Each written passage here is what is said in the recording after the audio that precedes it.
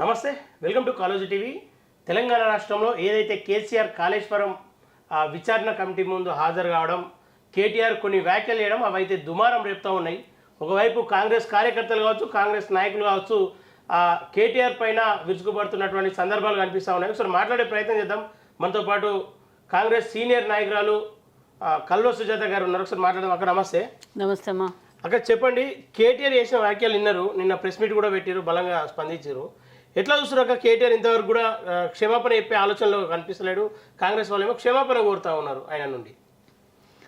దున్నపోతు మీద వాన పడ్డట్టు అడు క్షమాపణలు చెప్తాడనంటే నేనైతే నమ్మను. ఎందుకంటే అహంకారం తలకెక్కి కొట్టుకొని సస్తున్న కేటీఆర్ ఇంకా తలబిరుసుతనం పోలేదు. తెలంగాణ ప్రజలు బండకేసి ఉతికినా ఈరోజు కుటుంబ సభ్యుల మధ్యలో జరుగుతున్నటువంటి ఘర్షణ వాతావరణమైన తెలంగాణ ప్రజలు మిమ్మల్ని వద్దు అని మూలగ పడేసినా మీరు చేసినటువంటి దోపిడీ ప్రతి ఒక్క తెలంగాణ ప్రజలకు మాటలు వచ్చి జ్ఞానం వచ్చినటువంటి ప్రతి ఒక్క పిల్లలకు తెలిసిపోయింది మీరు చేసినటువంటి దోపిడీ.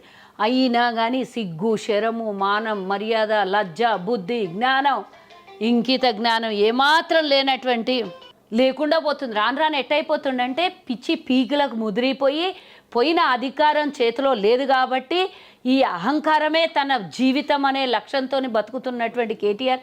ఎందుకంటే చిప్పలు గడిగే స్థాయి నుంచి తెలంగాణ ప్రజల్ని చిప్ప చేతికి ఇచ్చినటువంటి వరకు తీసుకొచ్చినటువంటి దొంగ వెధవ ఎవరన్నా ఉన్నాడంటే అందులో ప్రథముడు, వాళ్ళ కుటుంబ సభ్యుల్లో ప్రథముడు కేటీఆర్. కేసీఆర్ ఈయన వదిలితే ఆర్జం పోస్తే ఇది మొత్తం అంటుకొని తిన్నటువంటి తెలంగాణ. ఇది ఈరోజు ఆయన ఎక్స్పెక్ట్ ఏం చేస్తాము, ఇంతకన్నా బూతులు మాట్లాడుతున్నాడు. ఎన్నో రోజుల నుంచి రేవంత్ రెడ్డిని ముఖ్యమంత్రిని పట్టుకొని చిల్లరగాడు అంటాడు, చిల్లర ప్రభుత్వం అంటాడు. అసలు ప్రభుత్వాన్ని చిల్లర అనొచ్చా? అనరాదు కదా. పార్టీలను తిట్టు, వ్యక్తులను తిట్టు, లేదా చేస్తున్నటువంటి వ్యతిరేక విధానాల్లో తప్పో నీకేమన్నా ఉంటే అందులో ఏమన్నా ఉంటే ప్రశ్నించు. కానీ నువ్వు చిల్లర ప్రభుత్వము అని అంటే క్షమించుడు కాదు. నేను అధికారులను కోరుతున్నా, అధికారులను డిమాండ్ చేస్తున్నా, ఈ చిల్లరగాన్ని ఫస్ట్ నోటీసులు పంపించిండ్రు కదా, అవి కాదు చిల్లర ప్రభుత్వం అన్నాడు చూడు, దానికి నోటీసులు పంపించి ఇమీడియట్గా దుర్మార్గుని సస్పెండ్ చేయండి. కౌన్సిల్లో నుంచి, అసెంబ్లీలో నుంచి వీళ్ళు ఎవడుంటే వాళ్ళని సస్పెండ్ చేయండి. ఎందుకంటే ఎట్లయిపోయిందంటే ఇక అధికారం పోతే ఇక మేము బతకలేమనే స్థితికి వచ్చారు. అదెందుకు అంటే దోచుకున్న డబ్బుని దాచుకోవడానికి భయంతో ఉన్నారు. ఈరోజు ఎక్కడ ఏం ఎంక్వైరీలు అయితే, ఎక్కడ నోటీసులు వస్తాయి, ఎక్కడ పట్టుబడతాం, ఏ అధికారుల చేతిలో ఎవరు నిజాలు గక్కిస్తారు, ఏ అధికారుల దగ్గర ఇంతంత దొరుకుతుంటే ఎవడేం గక్కుతాడో, ఎవడేం బయటికి వేస్తాడో, వాళ్ళందరి ద్వారా మేము దాచుకున్నటువంటి డబ్బు ఎక్కడైనా బయటపడతామేమో, బయటికి వస్తామేమో అని చంచలం అయిపోతున్న కేటీఆర్ ఈరోజు ఇష్టం వచ్చినట్ల నోటికి వచ్చినట్ల మాట్లాడుతున్నాడు. వాళ్ళు ఆయనకు విచారణకు పంపిస్తానంట, చిల్లరగాళ్ళంట, చిల్లర ముఖ్యమంత్రి అంట, చిల్లర ప్రభుత్వం అంట, నెత్తి మీద ఎంట్రిక కూడా వీకలేరంట. తెలంగాణ ప్రజలు చూపించారు కదా, నెత్తి మీద ఎంట్రికలు కాదు, మీ కుటుంబం మొత్తం పదవుల్ని వీకేసి పడేసిండ్రు తెలంగాణ ప్రజలు, రేవంత్ రెడ్డి గారు. అది తెలుసుకో. ఇక్కడ కేసీఆర్ తప్పిదం చేయకుండానే తెలంగాణ రాష్ట్రానికి జీవనది లాంటి కాళేశ్వరం మీద జీవనది అని దేన్ని అంటారు? మనం పుట్టించింది కాదు, అది సృష్టి పుట్టించింది దాన్ని జీవనది అంటారు. కేసీఆర్ ఎత్తి పోసి ఆయన గ్లాస్ లో పోసుకొని ఎత్తుడు పోసుడు దాగిన దానిలాగా దాన్ని రిడిజన్ పేరుతో నీళ్ళని ఎత్తిపోసి మళ్ళా రిటర్న్ దాన్ని ఎత్తి మళ్ళా కిందికి పోయడాన్ని జీవనది అంటారా? అంటే సముద్రంలో కలిపేస్తూ నీళ్ళని ఎత్తుకుంటూ పోసుకుంటూ ఈరోజు జీవనది అంటే జీవనది అనే దానికే బాధ కలిగిస్తుంది. కాళేశ్వరం ఒకటే తెలంగాణ దిక్కు, దాని మీద తప్పుడు ఆరోపణలు చేసినా పాపం తగులుతుంది, దైవం దూషిస్తుంది అని అంటారు. దైవ దూషణ అంటారు. దైవ దూషణ ఇక ఏం మాట్లాడుతుర్రో నాకు అర్థమైతలేదు, ఏం పిచ్చెక్కిపోయిందో వీళ్ళకి నాకు అర్థమైతలేదు. ఇప్పుడు బందున్నది ప్రస్తుతం నీటి చుక్కళ్ళకి వెళ్ళి పారడానికి పరిస్థితి లేనటువంటి పరిస్థితి. అన్నారం కానీ ఆ బ్యారేజ్లన్నీ కూలిపోయి కుంగిపోయినటువంటి బ్యారేజీలు, ఆగిపోయినటువంటి ప్రాజెక్ట్ అది. ఇప్పుడు తెలంగాణలో 2 పంటలు దేశంలోనే ఏ రాష్ట్రం పండించినంత పంట మన రాష్ట్రం పండించిందా లేదా? దిక్కు లేదు, దైవంతో సమానము అని అంటే తెలంగాణ ప్రజలకు శాపనార్థాలు పెడుతున్నావా? అంటే నువ్వు చేసిన దానికి, దరిద్రం దానికి దాన్ని తీసుకొని వచ్చి మళ్ళీ తెలంగాణ ప్రజల నెత్తి మీద 1,00,000 కోట్ల రూపాయలు పోసింది కాక ఇంకా వాళ్ళ బావ చెప్తాడు ఇంకో 40,000 కోట్లు పెడితే ఇది పూర్తి అయిపోతుంది అని చెప్తున్నాడు, ఇంకా అయిపోవచ్చు అని చెప్తున్నాడు. అంటే ఇంకా నువ్వు చేసిన దరిద్రాన్ని మోస్తున్నా సరిపోక ఇంకో 50,000 కోట్లు ఖర్చు పెట్టి మళ్ళా దాన్ని ఇంకోసారి నెత్తి మీద బురద అంటించుకున్నట్లు అంటించుకొని తెలంగాణ ప్రజలు చేసిన పాపం ఏందయ్యా? నువ్వు చేసిన దోపిడీకి తెలంగాణ ప్రజలు 2 లక్షల రూపాయలు ఓన్లీ కేవలం కాళేశ్వరం మీద అంటే చేసిన 8 లక్షల కోట్లలో ఒక్కొక్కరి నెత్తి మీద 2 లక్షలకు పైగా ఉన్నది. 1,00,000 కోట్లు అని అంటే సుమారుగా అదొక 25,000 రూపాయలు ఒక్కొక్కరి నెత్తి మీద ఉన్నది. ఎందుకు కడుతున్నాం మనం? ఎందుకు కడుతున్నాం మనము? ఎందుకు గట్టాలే మేము అంటున్నాం? నువ్వు చేసిన దోపిడికి తెలంగాణ ప్రజల నెత్తి మీద ఎందుకు భారం పడుతుంది అంటే ఇవన్నీ పాపాలు మమ్మల్ని. దోపిడి జరిగిందా వాస్తవమేనా? అందుకని విచారణకు పిలిచారు కదా. విచారణలో ఏం తేలింది? విచారణలో తేలింది అధికారులు చెప్తారు. దానికి ఒక రిటైర్డ్ జడ్జి గారిని పెట్టి ఒక కమిటీ వేసి ఘోష్ గారిని వేసి ఒక కమిటీ పెట్టాము. ఆ కమిటీ విచారణ చేస్తుంది. రిటైర్డ్ అధికారి, అది రిటైర్డ్ జడ్జి అయినా దాంట్లో విచారణకు పిలిచిండ్రు, మీకు ఆదేశాలు ఇచ్చిండ్రు, మీరు పోయిండ్రు. బావ పోయిండు, వీళ్ళ మాజీ పార్ట్నర్ ఈటల రాజేందర్ పోయిండు అండ్ కేసీఆర్ పోయేసి వచ్చిండు. మరి విచారణలో వాళ్ళు అడిగిన ప్రశ్నలకు సమాధానం చెప్పలేక బయటకు వచ్చి కక్కలేక మింగలేక రేవంత్ రెడ్డి గారిని తిడతారు. ఒక్క విచారణలో అయిపోయే పని కాదు కదా ఇది. నిన్న చూసిరు కదా కాళేశ్వరంలో ఒక చిన్న ఇంజనీరు 2-3 విల్లాలకు విల్లాలు, 4,000 ఎస్ఎఫ్టీ ఫ్లాట్లు, ఊర్లలో ఎకరాలకు ఎకరాల పొలాలు, బ్యాంక్ అకౌంట్లు, బ్యాంకులలో లాకర్లు, బ్యాంకులలో బ్యాలెన్సులు, 100 కోట్ల రూపాయలు ఒక చిన్న చిన్న ఇంజనీర్ల దగ్గర దొరుకుతున్నాయి. మొన్న ఒక ఇంజనీర్ దగ్గర 200 కోట్లకు పైగా ఆస్తులు. అది తెలంగాణ జాతిపిత అయినటువంటి ఇంకోసారి అనొద్దు, అసలు నువ్వు ఆ నోట్లకెళ్ళి ఆ నాలుక మీదకెళ్ళి జాతి పిత అనే మాట మాట్లాడితే కార్యకర్తలు కాదు పాపం. అసలు కార్యకర్తలను ఇబ్బంది పెట్టొద్దు. ఏ పార్టీకైనా కార్యకర్తలు జెండాలు మోసి పనిచేస్తారు, వాళ్ళని ఇబ్బంది పెట్టొద్దు అని చెప్తున్నా. ఆ కార్యకర్తలకు ఏం మాట్లాడమంటే అది మాట్లాడతారు. కానీ జాతిపిత ఎవ్వరు లేరు దేశంలో ప్రపంచంలో. జాతిపిత కేవలం మహాత్మా గాంధీ, గాంధీ మహాత్ముడు. ఆయనను మించి ఓడన్న జాతిపిత అని అంటే జడిచి కొడతారని చెప్పు. ఎందుకంటే తెలంగాణ ప్రజల్ని చంపుకొని తిని, తెలంగాణ ఉద్యమకారులను చంపుకొని తిని ఆ శవాల మీద కూర్చొని రాజ్యం వెళ్ళి తెలంగాణ ప్రజల నెత్తి మీద భారం వేసి తెలంగాణ ప్రజల నెత్తి మీద అప్పులు పెట్టినోడు జాతిపిత అవుతాడా? ఆయనేమో దేశాల్లో బ్రిటిష్ వాడిని నిలగొడితే ఈడ నల్లదొర వచ్చేమో మన తెలంగాణని దోపిడీ చేసిండు. ఆ రోజు భారతదేశంలో బ్రిటిష్ వాడిని నిలగొట్టిన తర్వాత 75 ఏళ్ళు దేశాన్ని ఇంత మంచిగా తీర్చిదిద్దింది కాంగ్రెస్ పార్టీ. దీన్ని ఈరోజు అమ్ముకొని తింటున్నాడు కేసీఆర్. జాతిపిత ఎట్లయితాడు ఆయన? జాతిపిత కాదు, జాతికి పట్టినటువంటి జాతికి పట్టిన శని అంట. నేను జాతిపిత కాదు జాతపత కాదు. తెలంగాణను తీసుకొని వచ్చిండ ఎట్లా ఆయన వాళ్ళు మస్తు అంటారు. నీకు ఒక అనాలిసిస్ ఉంటుంది కదా, నువ్వు ఒక ఛానల్లో పనిచేస్తున్నావు, నువ్వు ఒక రిపోర్టర్గా ఉన్నావు, నువ్వు ఒక జర్నలిస్ట్వి. ఏ విధంగా తెలంగాణను తీసుకొచ్చిండో ఒక మాట చెప్తే. ఉద్యమకారుడు నన్ను కొన్ని రోజులు చేసాడు కాబట్టి దాన్ని మేము ఒప్పుకుంటాం. తెలంగాణ తీసుకొచ్చిండని ఎట్లా అంటావు? తెలంగాణ బిల్లు పాస్ అయ్యే రోజు పార్లమెంట్లో ఉన్నాడా? తెలంగాణ వాళ్ళు మస్తు అందుకే అంటారు. నువ్వు వాళ్ళు అంటున్నారు, నువ్వు అనకు ఈ మాట. ఎందుకంటే ఈ మాట అవమానకరంగా ఉంది తెలంగాణ ప్రజలకి. కేసీఆర్ తెలంగాణ బిల్లు పాస్ అయ్యే రోజు పార్లమెంటులో లేడు. నువ్వెట్లా తెలంగాణ తెచ్చినో తాగేడనో తొంగున్న కేసీఆర్ తెలంగాణ ఇచ్చే రోజు, తెలంగాణ బిల్లు పాస్ అయ్యే రోజు ఉన్నది 2 ఎంపీలు. ఆ విజయశాంతి ఒక ఆమె, కేసీఆర్ ఒకడు. ఆ కేసీఆర్ పోయి తాగేడనో వండుకొని విజయశాంతి కొట్లాడింది అంతే. ఒక్కళ్ళతోనైతే ఒక్క ఎంపీతోని ఒక రాష్ట్రాన్ని అయితే సాధించలేవు కదా. పార్లమెంట్లో కొట్లాడి కాంగ్రెస్ కొట్లాడింది, కాంగ్రెస్ ఎంపీలు కొట్లాడిండ్రు, సొంత పార్టీలోనే కాంగ్రెస్ ఎంపీలు కొట్లాడి రాస్తా రోకోలు చేసిండ్రు, కాళ్ళు పట్టుకున్నారు, పోయి కాళ్ళు పట్టుకున్నారు మా ఎంపీలు. అప్పుడు తెలంగాణ బిల్లు పాస్ అయింది. ఈ దొంగ వచ్చి తెలంగాణ నేను తెచ్చినంటే ఎట్లయితుంది? సోనియా గాంధీ ఇస్తే తెలంగాణ వచ్చింది. మా ఎంపీలు, మా పొన్నం ప్రభాకర్ పోయి కాళ్ళు చేట్లా పట్టుకున్నారు. మా సోనియా గాంధీ తెలంగాణ ప్రజలు ఇంకా ఈ పిల్లల్ని ఇంకా బలి అయిపోతున్నారు. తెలంగాణకు వీరు ఆర్జం పోసి అగ్గిపెట్టె ఉంటుంది, అగ్గిపెట్టి ఉండదు, పెట్రోల్ ఉంటుంది. కానీ ఈ తెలంగాణని మొత్తము అగ్నిగుండంగా మారుస్తున్నారు. ఇక ఆగొద్దు అని చెప్పి తెలంగాణ ఈ ఇచ్చిన మాట ప్రకారం ప్రకటిస్తే సోనియా గాంధీ నేను తెచ్చినా, నేను చేసినా, నేను కొట్లాడినా, సావు నోట్ల తలకాయ పెట్టినా కాదు, నోట్లో ఇడ్లు పెట్టుకొని వండుకున్నావు నువ్వు నిరాహార దీక్ష పేరు మీద.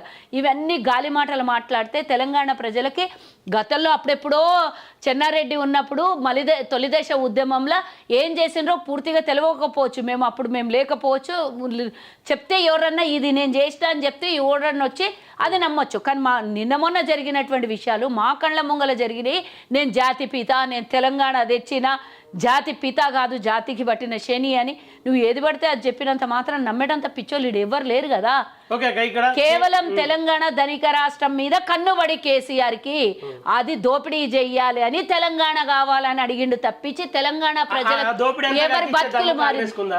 ఎవరి బతుకులు మారినాయి తెలంగాణలో నేను అడుగుతున్నా. నీ బతుకు మారిందా, నా బతుకు మారిందా, ఈయనది మారిందా, ఆడు ఉన్నోళ్ళది ఎవరిదైనా మారిందా అని అడుగుతున్నా నేను. ఎవరిది మారింది? కానీ మారకపోగా నీ నెత్తి మీద 2 లక్షలు, నా నెత్తి మీద 2 లక్షలు, పాప మాకు కష్టపడుతున్నాడు, నెలకు 10,000, 5,000, 15,000 జీతం సంపాదిస్తున్నా. నీ కెమెరామ్యాన్ కూడా నెత్తి మీద 2 లక్షల రూపాయలు అప్పు ఉంది అంటే ఈ విధంగా మార్చడానికి తీసుకొని వచ్చిన తెలంగాణ బయట పెట్టే సత్తా కాంగ్రెస్ ఇప్పుడు జరుగుతుంది అదే కదా. అందుకనే కుమ్లి చచ్చిపోతుంది. నేను ఈరోజు చెప్తున్నా, మా ముఖ్యమంత్రి గారు ఒకవేళ కక్ష సాధింపులే అయింటే మా ముఖ్యమంత్రి గారు వీళ్ళని జైల్లోనే పెట్టాలి అనుకుంటే 5 నిమిషాలు కేవలం ముఖ్యమంత్రి ఆర్డర్స్ ఇస్తే ఎవడైనా తీసుకొని పోయి లోపల వేసేస్తారు. కానీ అట్లాంటి పని మేము చేయలేదు, గీత దాటలేదు. చట్ట ప్రకారం న్యాయబద్ధంగా న్యాయ విచారణ ద్వారా వాళ్ళకు పడాల్సినటువంటి శిక్షలు పడతాయి. ఆ రోజు కోసం వెయిట్ చేస్తున్నాం. వీళ్ళు చేసినటువంటి దోపిడీ ప్రతిదీ ఆన్ రికార్డ్లో పూర్తిగా ప్రజలకు చూపించి కమిటీల ద్వారా మొత్తం కూడా గ్యాదర్ చేసిన తర్వాత ప్రతి తప్పుని పేపర్ మీద రికార్డు మీద చూపించిన తర్వాత వీళ్ళని లోపలేయాలి అనే ఆలోచన తప్పించి ఎట్టి పరిస్థితిలో కక్ష సాధింపులో లేకపోతే మీకు కాదు అనే మాట ఇక్కడ వద్దు. కేవలం దాన్ని న్యాయ ప్రకారంగా జరగాలని ఒక ముఖ్యమంత్రి ఏ విధంగా పరిపాలన చేస్తే కరెక్టో అదే విధంగా చేస్తున్నాడు. తను పర్సనల్ కక్ష పెట్టుకొని చేసినాలంటే అక్కడ ప్రమాణ స్వీకారం అయితే ఎట్లయితే గడిలు బద్దలు కొట్టిండ్రో ఆ గడిల లోపల కూర్చున్న కేసీఆర్ గతంలో ఆ గడిల లోపల నుంచి లాక్కొని వచ్చి 4 గోడల మధ్యలో బంధించి బేడీ లేచి రోడ్డు మీద లాగి తీసుకొని పోయే పరిస్థితి కూడా వస్తుండే అవసరమైతే. కానీ అలాంటి చట్ట విరుద్ధమైనటువంటి పనులు రేవంత్ రెడ్డి గారు చేయలేదు, మా ప్రభుత్వం చెయ్యదు. ఏదైనా చట్టం ప్రకారం చేస్తే చూసుకుంటూ వెయిట్ అండ్ సీ. వీళ్ళందరికీ చట్టపరంగానే శిక్షలు పడతాయి తప్పించి అనవసరంగా మేము మా కక్షల కోసమో కేవలం నోటీసులు ఇచ్చో విచారణలు చేసో ఆగిపోయేది కాదు. అది దానికి ఒక పకడ్బందీ అయినటువంటి విచారణ జరిగిన తర్వాత అన్ని బయటికి వచ్చిన తర్వాత. ఎందుకంటే నేను పదే గత సంవత్సరం నుంచి చెప్తున్నా, కేసీఆర్ని లోపలేయాలంటే 5 నిమిషాల పని కాదు, కుటుంబాన్ని లోపలేయాలంటే. కానీ లోపల అనవసరంగా వేసి మళ్ళీ రేపు పొద్దున మనం కష్టాల పాలు కావద్దు. ఎందుకు ఈ మాట అంటున్నానంటే కవితను చూడండి, తీసుకొని పోయినరు, వాళ్ళ లిక్కలు ఉన్నాయని తీసుకొని పోయి లోపల వేసారు, తర్వాత బెయిల్ తెచ్చుకొని బయటే ఉన్నది. ఇప్పుడు ఆమె లిక్కర్ స్కామ్ చేసింది ఏమన్నా బయట పెట్టి విచారణ జరుగుతోందా లేకపోతే ఎందుకు ఉట్టిగా తమాషా ఎన్నికల కోసం లోపల వేసిండ్రా? అట్లా జరగొద్దు. వీళ్ళకు విచారణ జరిపించి వీళ్ళు దోపిడీ చేసినటువంటిది పూర్తిగా నిరూపించిన తర్వాత లోపలేస్తేనే బెటరు. లేదా బెయిల్ తెచ్చుకొని మళ్ళీ బయట తిరుగుతారు, హాయిగా ఆయుతంగా మంచిగా తిని బజ్జు ఉంటారు. వీళ్ళు ఇలాంటి శిక్షలు కాదు, వాళ్ళకి పర్మనెంట్ శిక్షలు పడాలనే ఆలోచన మా ప్రభుత్వం. తెలంగాణలో దుమారం రేగుతుంది అని కవిత చెప్తుంది. పాపం ఇక అందరూ అంటారులే, పాపం కవిత జైలుకు పోయేటప్పుడు కూడా అగ్నిగుండంగా మారుతుందంట తెలంగాణ. ఆమె మన ఉద్యమం చేయనిపోయిందా లేకపోతే దేశ స్వతంత్ర పోరాటం కోసం జవానులు కొట్లాడినట్లు ఏమైనా కొట్లాడి పోయిండేనా? ఏమీ కాలే. ఆమె జైలుకు పోతే ఏం కాలే, జైలు నుంచి వస్తే ఏం కాలే. తప్పు చేసినోనికి శిక్ష తప్పదు. దేవుడైనా సరే చట్టమైనా సరే 2 తప్పు చేసిన వాళ్ళకి శిక్ష అనుభవించాల్సిందే, శిక్ష పడుతుంది. అది ఎవ్వరు చట్టం ముందు కానీ దేవుడు ముందు కానీ ఎవ్వరు చుట్టం గారు. శిక్షలే, పడుడే గ్యారంటీయే. ఇంకోటి ఈగలు వాళ్తాయా, దోమలు వాళ్తాయా, ఏం వాళ్తాయో మనం చూద్దాం రాబోయే కాలంలో. ఉన్నది కదా వెయిట్ అండ్ సీ, ఇంకా మస్తు టైం ఉన్నది. వాళ్ళు చేసినవి అన్ని బయటపడ్డ రోజు అన్ని చూపిద్దాం మనం. కవితకి ఫస్ట్ ఆఫ్ ఆల్ మనం నిన్న ఒక వీడియో చూసినాము, విచారణకు వస్తున్న కేసీఆర్ లిఫ్ట్లో నుంచి బయటికి వస్తుంటే బిడ్డ వెనకాల అంత దూరం నిలబడ్డది. కనీసం బిడ్డ తండ్రి చూపులకు కనుమేరకు కూడా కనబడకుండా చూడనీయకుండా కవితను సైడ్ చేసి వెళ్ళిపోయినటువంటి కేసీఆర్. కాబట్టి వీళ్ళేదో మాట్లాడి వీళ్ళు లోపల జరుగుతున్నటువంటి అలజడిని ప్రజల దగ్గర డైవర్షన్ చేసి కార్యకర్తలకు నమ్మించే ప్రయత్నం చేస్తున్నారు. కవిత ధర్నా చేస్తే పార్టీ కార్యకర్తలు ఒక్కరు పోరు, లీడర్ పోరు. కేసీఆర్ వెనకాల ఎవరు వస్తారో తెలియదు. వాళ్ళ ఫామ్ హౌస్లో మాజీ మంత్రులు ఎమ్మెల్యేలు కొట్టుకొని చేస్తారు, హాస్పిటల్లో పాలవుతారు. ఇక కేటీఆర్ అంటవా తల బిరుసుతోని విదేశాలకు పోయి దాచిపెట్టిన సొమ్మంతా ఎక్కడెక్కడ ఎట్లెట్లా సెటిల్ చేయాలని ఆయన చేస్తుంటాడు. వీళ్ళందరి మధ్యలో హరీష్ రావు నాకేమన్నా కాగలదు, వీళ్ళందరి మధ్యలో వీళ్ళందరూ తీసుకొని వచ్చి ఆ చిక్కుముడి నా మెడలు వేయగలరని ఆయన హుషారిలో ఆయన ఈటల రాజేందర్తో దోస్తాను చేస్తాడు. ఇట్లా ఎవరికి వారే యమునా తీరు, కుక్కలు చింపిన ఇస్తరాకు, 4 స్తంభాల ఆట, 3 ముక్కల ఆట నడుస్తుంది వాళ్ళ ఇంట్లో. ఫస్ట్ వాళ్ళ ఇంటిని చూసుకోమను, తర్వాత బయటకు వచ్చి ఏమైనా మాట్లాడమను. ఇదంతా డబ్బు రాజకీయము, దోసుకున్న సొమ్ముకు పంచుకోవడానికి వాళ్ళకు అంటే లెక్క పెట్టడానికి కానీ ఆ అంకెల కానీ అది సరిపోతలేదు వాళ్ళకి. ఎంత దోపిడీ చేసినాం మేము, నీకెంత నాకెంత, నా వంత ఎంత నీ వంత ఎంత, నీ వాటెంత నా వాటెంత కొట్టుకొని చేస్తుర్రు. అది చెప్పలేరు, మింగలేరు కదా. ఎవరికి చెప్పాలి? అది ఎవరికి చెప్పాలి? నోటీసులు ఇచ్చింది, సోమవారం హాజరు కావాలని చెప్పి చెప్తాం. కావాలి అంటే నోటీసులు ఇచ్చుకుంటా ప్రజా సమస్యలు పక్కన పెడుతుర్రు అని చెప్పి కోర్టులకు విచారణ ఒక్క రోజులో జడ్జిమెంట్ వస్తుంది అని అంటే ప్రపంచ దేశాల్లో కోర్టులు అనేవి ఈరోజు ఇంతెత్తు ఫైల్స్ ఎక్కడ ఉండకుంటుండే. ఒకటి చట్టపరమైనటువంటి విచారణకి పోవాల్సిందే, తప్పదు. ఎంతోమంది ఎన్నోసార్లు పోతారు, చివరికి శిక్షలు పడతాయి. అది కూడా అందులో భాగంగానే కేటీఆర్ చేసిన అన్నిట్లలో ఇప్పుడు ఒకడు ఫోన్ ట్యాపింగ్లో బయటకు వచ్చిండు, ప్రభాకర్ రావు వచ్చిండు, ఆయన విచారణ అయిపోయింది. ఆయనకు తుది నిర్ణయం ఎప్పుడు వస్తుందో చూద్దాము. కేటీఆర్ ఆల్రెడీ 55 కోట్ల రూపాయలు నేను అకౌంట్ త్రూనే ట్రాన్స్ఫర్ చేసినా అని బహిరంగంగా ఆయన్నే మీడియా సాక్షిగా చెప్పినటువంటి విషయం. అవన్నీ అంత ఈజీగా ఎవరు వదలరు. ఏదో విచారణ అయిపోయింది ఉట్టిగానే విచారణ అని అట్లాంటివన్నీ అనుకోవద్దు. ప్రభుత్వం అనేది దానికి ఒక పద్ధతి ప్రకారం ఉంటుంది, ఆ పద్ధతి ప్రకారమే వెళ్తుంది. ఎవరికి కూడా నీకు సోమవారం 10 గంటలకు ఈడీ ఆఫీస్లో హాజరు కావాలి. ఏం జరగబోతుందో అరెస్ట్ చేసే అవకాశం ఏమైనా ఉందా? రేవంత్ రెడ్డి మీద ఈ వ్యాఖ్యలు వేసిండని రేవంత్ రెడ్డి వ్యాఖ్యలు నేను ఇందాకనే చెప్పిన. ఒకవేళ ఆయనే కక్ష సాధింపు చర్యలు చేయాలనుకుంటే ముఖ్యమంత్రి అయిన మరుక్షణం కుటుంబం అంతా జైల్లో ఉంటుండే. అలాంటి పనులు మేము చెయ్యము. న్యాయపరంగా చట్టపరంగానే వెళ్తాము. చట్టము తన పని తను చేసుకుంటూ పోతుంది. విచారణకు పోయిన తర్వాత తప్పు ఆ రోజే తెలితే ఆ రోజే అరెస్ట్ అవుతాడు, మళ్ళీ విచారణ వెళ్తే మరో విచారణలు అవుతాడు. నాకు అవి తెలియదు. మరి నేను విచారణ అధికారులు గతంలో బీజేపీ వాళ్ళు మాట్లాడిన కవిత అరెస్ట్ అవుతుంది, కవిత లిక్కర్ స్కామ్లో ఉంది అని ఢిల్లీలో ఎంపీ ఫస్ట్ లీక్ చేసిన తర్వాత ఈడీ వచ్చింది. ఈడీ కన్నా ముందు ఈ బీజేపీ ఎంపీలు చెప్పిండు. నేను అట్లా చెప్పలేను కదా, ఎందుకంటే మేము అధికారులతో మేము చర్చలు చేయం, వాళ్ళతో దోస్తానం చెయ్యం. కేవలం ఒక కమిటీలోనే ఆ కమిటీ చట్టం తన పని తను చేసుకుంటూ పోతే లోపల విచారణ జరిగిన తర్వాత వాళ్ళకు ఏది న్యాయమో ఏది అన్యాయమో కనబడిన తర్వాత వాళ్ళు ఏం చేయాలో అది చేస్తారు. కన్నా నేను ఎట్లా చెప్తాను, నేనేమి న్యాయస్థానంలో కూర్చున్న లాయర్ని కాదు, జడ్జిని కాదు, నేను సిబిఐ కేసులలో కూర్చున్న అధికారిని కాదు. కేవలం వాళ్ళు చేసినటువంటి దోపిడీల్ని బయట పెట్టడానికే మాకు ఒక అధికార ప్రతినిధిగా నియమించింది ప్రభుత్వం కానీ పార్టీ కానీ. నేను నా పని నేను చేసుకుంటూ పోతున్నాను. Okay, thank you so much.